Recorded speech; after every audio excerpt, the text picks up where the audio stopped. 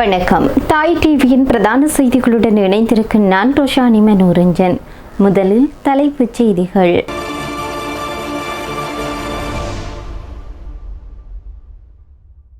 இலங்கைக்குள் வரப்போகும் விடுதலை புலிகளின் கருப்பு பணம், எச்சரிக்கும் விமல் வீரவன்ச. இலங்கைக்கு வரும் பசில் ராஜபக்ஷ தொடர்பில் மஹிந்த வெளியிட்ட முக்கிய தகவல். அனைத்து உரிமைகளையும் பாதுகாக்கும் புதிய பயணத்தில் ஒன்றிணையுங்கள், சஜித் விடுத்துள்ள அழைப்பு. தேர்தல் வைத்தால் பலத்த அடி விழும், அனுரவிற்கு நாமல் எச்சரிக்கை. ட்ரம்புடன் எந்த பிளவும் இல்லை, நெதன்யாகு. கமேனியினுடைய இறுதிச் சடங்கில் அமெரிக்காவிற்கு எதிராக கடும் கோஷங்கள். இனி விரிவான செய்திகள்.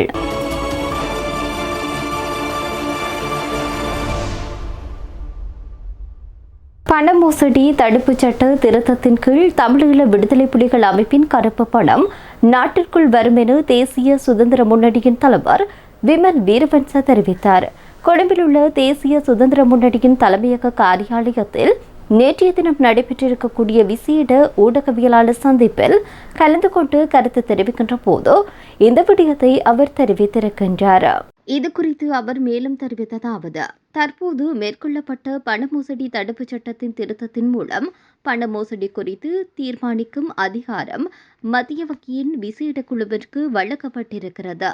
அந்த குழு தீர்மானித்தால் அதற்கு எதிராக நீதிமன்றம் கூட செல்ல முடியாதவாறு கருப்பு படத்திற்கு பெரிய கதவு திறந்து விடப்பட்டுள்ளது. இதன் மூலம் தமிழீழ விடுதலை புலிகள் அமைப்பின் கருப்பு பணம் நாட்டிற்குள் வரும்போது நாட்டில் காணி நிலங்களையும் மூலோபாய முக்கியத்துவம் வாய்ந்த இடங்களில் உள்ள சொத்துக்களையும் அவர்களினால் எளிதாக வாங்க முடியும். அதற்கு தடையாக இருந்த மகாபலி அபிவிருத்தி அதிகார சபையை இல்லாது ஒழிக்கும் போதும் அதன் கீழ் இருந்த வடக்கு மற்றும் கிழக்கின் அனைத்து காணி நிலங்களும் பிரதேச செயலாளர்களின் கீழ் கொண்டு செல்லப்பட்ட அந்த கருப்பு பணத்தை கொண்டு தமக்கு தேவையான சொத்துக்களை தடையின்றி வாங்கிக் கொள்ள வழிவகை செய்யப்படுகிறது. சர்வதேச நாணய நிதியத்தின் நிபந்தனைகளுக்கு அமைந்து மின்சார சபை உள்ளிட்ட அரசு நிறுவனங்கள் விற்க முற்படும் போது அந்த முக்கியத்துவமான இடங்களை மிக மலிவான விலைக்கு வாங்கிக் கொள்ளும் வாய்ப்பு இதன் மூலம் உருவாகும்.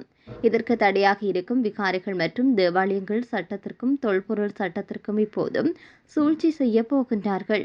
இந்த துரோகங்களுக்கு எதிராக போராடக்கூடிய பௌத்த துறவிகளையும் சமூக கட்டமைப்பையும் அடித்து வீழ்த்தவும் அரசாங்கம் திட்டமிட்டுள்ளது. அரசாங்க அமைச்சர்களின் சொத்துக்கள் பாரியளவில் அதிகரித்துள்ளமை குறித்தோ அல்லது அசோக ரன்பலவனுடைய போலி கலாநிதி பட்டம் குறித்தோ எந்தவிதமான விசாரணைகளும் நடத்தப்படுவதில்லை. மாறாக ஷானி அபயசேகர போன்ற அதிகாரிகளை குற்றப்புலனாய்வு திணைக்களத்திற்குள் நுழைத்து கொண்டு சட்டமா அதிபராகும் பேராசையோடு இருக்கும் சிலரை நீதிமன்றங்களுக்கு அனுப்பி பேச்சு சுதந்திரத்தை முடக்கி சமூகத்தை முடக்குவதே இவர்களின் நோக்கமாக உள்ளது என அவர் தெரிவித்தார். தற்போது அமெரிக்காவில் இருக்கும் நிதி அமைச்சர் பசில் ராஜபக்ஷ இலங்கை வருவது குறித்து தனக்கு எதுவும் தெரியாது என முன்னாள் ஜனாதிபதி மஹிந்த ராஜபக்ஷ தெரிவித்தார்.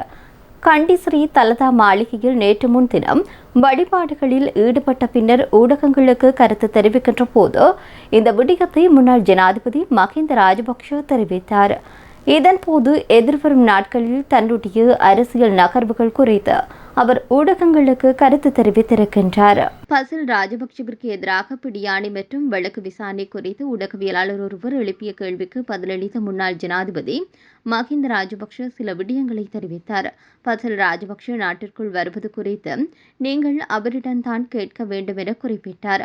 அத்துடன் பசில் ராஜபக்ஷ நாட்டிற்கு வருவது தனக்கு தெரியாது, நாட்டை விட்டு வெளியேறி செல்வதும் தெரியாது என்றும் மஹிந்த ராஜபக்ஷ இதன்போது சுட்டிக்காட்டினார். மேலும் தற்போதைய அரசாங்கம் அரசியல் பழிவாங்கலில் ஈடுபடும் வேலையை மாத்திரமே செய்து வருவதாகவும் எதிர்க்கட்சியில் இருப்பவர்கள் பலமான கூட்டணியாக ஒன்று சேர்ந்து அடுத்த ஆட்சி அதிகாரத்தை கைப்பற்றுவோம் என்றும் முன்னாள் ஜனாதிபதி மஹிந்த ராஜபக்ஷ ஊடகங்களிடம் சுட்டிக்காட்டினார். கட்சி, இனம், மத பாகுபாடுகள் இன்றி சகல மக்களதும் உரிமைகளை பாதுகாக்கும் முற்போக்கான புதிய பயணத்தில் தங்களோடு இணைந்து கொள்ளுமாறு சிவில் சமூக அமைப்புகள் மற்றும் செயற்பாட்டாளர்கள் அனைவருக்கும் எதிர்க்கட்சித் தலைவரான சஜித் பிரேமதாசா அழைப்பு விடுத்துள்ளார். எதிர்க்கட்சித் தலைவர் அலுவலகத்தில் நேற்றைய தினம் ஞாயிற்றுக்கிழமை சிவில் சமூக பிரதிநிதிகளுடன் நடைபெற்ற விசேட சந்திப்பின் போது இந்த விடயத்தை எதிர்க்கட்சித் தலைவர் சஜித் பிரேமதாசா தெரிவித்தார். அவர் மேலும் உரையாற்றுகின்ற போது நமது நாட்டின் அரசியலமைப்பிற்குள் ஜனநாயகத்தை பாதுகாப்பதற்காக சட்டவாக்கம், நிறைவேற்று அதிகாரம் மற்றும் நீதித்துறை ஆகிய பிரதான 3 தூண்கள் காணப்படுகின்றன. அதேவேளையில் சுதந்திரம் மற்றும் சுயாதீன ஊடகத்துறை அதன் 4வது தூணாகவும் 5வது தூணாக சிவில் சமூக இயக்கமும் விளங்கி ஜனநாயகத்தை பாதுகாக்கும் முதன்மை சக்தியாக அமைய வேண்டும். நமது நாட்டின் ஒட்டுமொத்த சிவில் சமூக இயக்கங்களினதும் அமைப்புகளினதும் தனித்துவமான நோக்கங்கள் எவ்வாறாக அமைந்திருந்தாலும் அவை அனைத்தையும் ஒன்றிணைத்து ஒரு பொதுவான இலக்கை நோக்கி பயணிப்பதே இன்றைய தேவையாகும். ஜனநாயகத்தை பாதுகாக்கும் இத்தகையதொரு தேசிய பணிக்கான வேலை திட்டத்திற்கு நாம் அடித்தளம் அமைப்போம். அதேவேளையில் இன்றைய தினம் 9 மணிக்கு கொழும்பு லக்ஷ்மன் கதிர்காமர் நிறுவனத்தில் இந்த விசேட வேலை திட்டத்தை ஆரம்பிக்க தீர்மானித்திருப்பதாக தெரிவித்தார். உரிமைகள் குறித்து ஜனநாயக முறைப்படி பேசும் போதும் சில தரப்பினர் தாராளவாத வலதுசாரி கருத்துக்களை கொண்டு அது சிவில் மற்றும் அரசியல் உரிமைகளுக்காக மட்டுமே இருக்க வேண்டும் என்று கருத்து தெரிவிக்கின்றனர். அதே நேரம் இடதுசாரி பிரிவினர் அதன் பெரும் பகுதியை பொருளாதார சமூக மற்றும் நலன்புரி உரிமைகளுக்கே வழங்குகின்றனர். ஆனால் இந்த அனைத்து உரிமைகளும் ஐக்கிய நாடுகள் சபையின் சாசனத்தின் மூலம் உலகத்தால் ஏற்றுக்கொள்ளப்பட்டவை. எனவே நடுத்தர பாதையை கொள்கையாக நம்பும் ஐக்கிய மக்கள் சக்தி வலதுசாரிகளும் இடதுசாரிகளும் சுட்டிக்காட்டும் அனைத்து உரிமைகளையும் சமமாக முன்னிறுத்தி முன்னோக்கி செல்வதே பொருத்தமானது என நம்புகிறது. இந்த வேலை திட்டத்தில் எந்தவிதமான கட்சி பாகுபாடும் கிடையாது.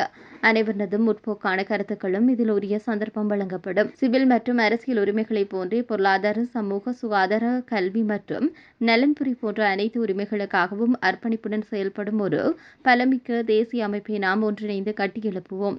இதற்காக அனைத்து சிவில் சமூக செயற்பாட்டாளர்களையும் எங்களுடன் கைகோர்க்குமாறு அன்போடு அழைக்கின்றேன் என்று தெரிவித்தார். நாட்டுக்காக உயிரை தியாகம் செய்து ராணுவ வீரர்கள் பெற்ற வெற்றிகளையும் அவர்களின் கௌரவத்தையும் தற்போதைய திசை காட்டிய அரசு திட்டமிட்டு சிறுமைப்படுத்தி வருகிறது என பொதுஜன பெரமுன கட்சியினுடைய தேசிய அமைப்பாளரும் நாடாளுமன்ற உறுப்பினருமான நாமல் ராஜபக்ஷ தெரிவித்திருக்கின்றார். மாத்தறை கொடவள்ள பகுதியில் நடைபெற்றிருக்கக்கூடிய மக்கள் சந்திப்பில் கலந்து கொண்டு உரையாற்றும் போது நாமல் ராஜபக்ஷ இந்த விடயத்தை தெரிவித்திருக்கின்றார். அவர் மேலும் உரையாற்றுகையில் ராணுவத்தினர் மற்றும் போலீசாரின் பாதுகாப்பை பெற்றுக்கொண்டு கொழும்பில் டை கோட் அணிந்து திரியும் தற்போதைய ஆட்சியாளர்களுக்கு தமது ராணுவ வீரர்கள் பெருமையுடன் பெற்றுக்கொண்ட பதக்கங்கள் வரும் இரும்பு துண்டுகளாக தெரியலாம். ஆனால் அந்த பதக்கங்களுக்கு பின்னால் இருப்பது மரணத்திற்கும் வாழ்விற்கும் இடைப்பட்ட ஒரு பெரும் போராட்டம். இன்று இந்த நாட்டு மக்கள் சுதந்திரமாக மூச்சு விடுவதற்கு காரணம் அன்று போர்க்களத்தில் ரத்தம் சிந்திய எமது ராணுவ வீரர்களே என்பதை இவர்கள் மறந்துவிடக்கூடாது. கடந்த காலத்தில் எமது அரசு மேற்கொண்ட கொழும்பு துறைமுக நகரம், நெல்லும் குழுனு, அதிவேக நெடுஞ்சாலைகள் போன்ற அபிவிருத்தி திட்டங்களை திருட்டு திட்டங்கள் என அன்று கடுமையாக விமர்சித்த ஜேவிபி இன்று அதே திட்டங்களை சர்வதேச முதலீட்டாளர்களிடம் காட்டி பெருமை பேசி வருகின்றது. தற்போதைய ஜனாதிபதி அன்றகுமார திசாநாயக்க அன்று தம்மால் தீவிரமாக எதிர்க்கப்பட்ட மஹிந்த ராஜபக்ஷவின் கொழும்பு துறைமுக நகரத்தையே நாட்டின் முதன்மை பொருளாதார மையமாக இன்று ஏற்றுக்கொண்டுள்ளார். நாட்டின் தற்போதைய பொருளாதார கொள்கைகள் விவசாயிகளை பெரிதும் பாதித்துள்ளது. உர மூட்டையொன்றின் விலை 15,000 முதல் 20,000 வரை உயர்ந்துள்ள போதிலும் அரசு உரிய நேரத்தில் உரமானியங்களை வழங்குவதில்லை. உள்நாட்டு நெல் களஞ்சியங்கள் நெல் தேங்கி கிடக்கையில் அரசு திட்டமிட்டு வெளிநாடுகளிலிருந்து அரிசியை இறக்குமதி செய்து விவசாயிகளின் வாழ்வாதாரத்தை அளிக்கிறது. கோட்டபய ராஜபக்ஷவினுடைய ஆட்சி காலத்தில் உலகளாவிய நெருக்கடிகள் இருந்த போதும் மக்கள் மீது இவ்வாறான அநியாய வரிகள் விதிக்கப்படவில்லை. ஆனால் இன்று மின்சார கட்டணம், எரிபொருள் விலை மற்றும் வரிகள் மூலம் மக்கள் தாங்க முடியாத சுமையை எதிர்கொண்டுள்ளனர். எரிபொருள் விலையை 100 ரூபாவினால் உயர்த்தப்பட்டு பின்னர் 20 ரூபாவினால் குறைத்து அரசு நாடகமாடுகிறது. உரம் இல்லை என கேட்கும் விவசாயிகளை போலீசாரை கொண்டு மிரட்டுவதும் உரிமைகளுக்காக வீதிகள் இறங்கும் பட்டதாரிகள் மீது தாக்குதல் நடத்துவதுமே இந்த அரசின் இன்றைய சாதனையாக உள்ளது. கடற்றொழிலாளர்களுக்கு SMS மூலம் மின் இருக்கும் இடத்தை காட்டுவோம் என்று கூறிக்கொண்டு ஆட்சிக்கு வந்த இந்த அரசு இன்று கடற்றொழிலாளர்கள் தங்களின் படகுகளுக்கு எரிபொருள் அடிக்கக்கூட முடியாத நிலை ஏற்படுத்தியுள்ளது. அமெரிக்க ஜனாதிபதி டொனால்ட் ட்ரம்பிற்கும் தனக்கும் இடையில் எந்தவிதமான பிளவும் இல்லை என்றும் அதிலும் குறிப்பாக ஈரான் விவகாரத்தில் எந்தவிதமான கருத்து வேறுபாடோ பிளவும் இல்லை என்று இஸ்ரேல் பிரதமரான பெஞ்சமின் நெதன்யாகு தெரிவித்தார். இரு தலைவர்களும் ஒரே இலக்கை நோக்கி செயல்பட்டு வருவதாக குறிப்பிட்டார். சர்வதேச ஊடகம் ஒன்றுக்கு அளித்த நேர்காணலில் இந்த விடயத்தை பெஞ்சமின் நெதன்யாகு தெரிவித்தார். எங்களுக்குள் எந்த பிளவும் இருப்பதாக நான் நம்பவில்லை என்றும் மேலும் அவர் தெரிவித்திருக்கின்றார். அமெரிக்காவிற்கு நல்லது என்னவோ அதைத்தான் செய்கின்றார். நான் இஸ்ரேலின் பிரதமர். உலகின் ஒரே ஜூத நாடான இஸ்ரேலுக்கு நல்லது என்னவோ அதைத்தான் செய்கின்றேன் என குறிப்பிட்டார். 99% நேரங்களில் நாங்கள் ஒரே கருத்தில் தான் இருக்கின்றோம். ஆனால் எந்த குடும்பத்திலும் நெருங்கிய நட்பிலும் இருப்பது போல சில நேரங்களில் கருத்து வேறுபாடுகள் ஏற்படக்கூடும். அவற்றை வெளிப்படையாக விவாதித்து பெரும்பாலும் தீர்த்துக் கொள்கின்றோம் என குறிப்பிட்டார். அடுத்த வார திங்கட்கிழமைக்குள் வாஷிங்டனுக்கு பயணம் செய்து ட்ரம்பை சந்திக்கலாம் என எதிர்பார்க்கப்படும் நெதன்யாகு ஈரானிடம் அணு ஆயுதமோ அல்லது அணு ஆயுதங்களை உருவாக்கும் திறனோ இருக்கக்கூடாது என்பதே எங்கள் இருவரின் பொதுவான இலக்கு என்று தெரிவித்தார். தற்போது ட்ரம்ப் 60 நாள் புரிந்துணர்வு ஒப்பந்தத்தை நீண்டகால போர் நிறுத்த ஒப்பந்தமாக மாற்றும் நோக்கில் ஈரானுடன் ராஜதந்திர பேச்சுவார்த்தைகளை முன்னெடுத்து வருகின்றார். இதேவேளை தேவையானால் ஈரான் மீது மீண்டும் ராணுவ தாக்குதல்கள் தொடங்க தயாராக இருப்பதாக நெதன்யாகு சுட்டிக்காட்டினார்.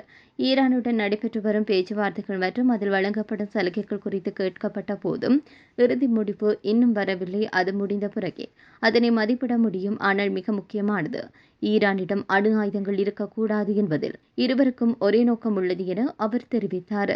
ஈரானின் உச்சத்தலைவர் அயதுல்லா அலி ஹமேனியின் இறுதிச் சடங்கில் கலந்து கொண்ட ஆயிரக்கணக்கான ஈரானிய மக்கள் அமெரிக்காவிற்கு எதிரான கடுமையான நடவடிக்கை எடுக்க வேண்டும் என்று வலியுறுத்தி வருகின்றனர். மேலும் அமெரிக்க ஜனாதிபதி டொனால்ட் ட்ரம்புக்கு எதிராகவும் கோஷங்களை எழுப்பியுள்ளனர். ஞாயிற்றுக்கிழமை நடைபெற்ற இறுதிச் சடங்கு நிகழ்வில் முந்தைய நாளை விட பல மடங்கு அதிகமாக மக்கள் திரண்டிருந்தமை குறிப்பிடத்தக்கது. கருப்பு உடை அணிந்திருந்த துக்கம் அனுஷ்டித்தவர்கள் கமேனிக்கு மரியாதை செலுத்தும் பதாதைகள் மற்றும் கொடிகளை ஏந்தியபடி ஊர்வலமாக சென்றனர். அதேவேளை ட்ரம்புக்கு எதிராக கோஷங்களை எழுப்பினர்.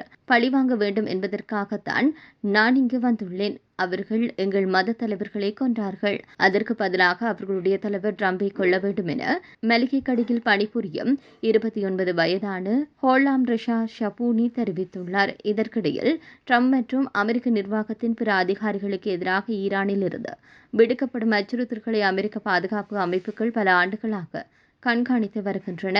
2020ஆம் ஆண்டு ஈரானின் புரட்சிகர காவல்படையில் குத்ஸ் பிரிவின் தளபதியாக இருந்த ஜெனரல் ஹாசிம் சுலைமானி மீது அமெரிக்கா நடத்திய தாக்குதல்களுக்கு ட்ரம்ப் அனுமதி வழங்கியதை தொடர்ந்து இரு நாடுகளுக்கும் இடையிலான பதற்றம் தீவிரமடைந்தமை குறிப்பிடத்தக்கது. இறுதிச் சடங்கில் கலந்து கொண்ட மற்றொரு நபரான முகமது ரெசா ஷரீஃபி, எங்கள் தியாகி தலைவரின் ரத்தம் அவமதிக்கப்படும் வகையில் வெளிநாடுகள் செயல்பட அனுமதிக்கும் வெளிநாட்டுக் கொள்கை எங்களுக்கு கூடாது. இதுபோன்ற செயல்களுக்கு எங்கள் அரசு மற்றும் ராஜதந்திர அமைப்பு கடுமையான பதிலடி வழங்கப்பட வேண்டும் என தெரிவித்துள்ளார். இத்துடன் தாய் டிவியின் பிரதான செய்திகள் நிறைவடைகின்றன. நன்றி.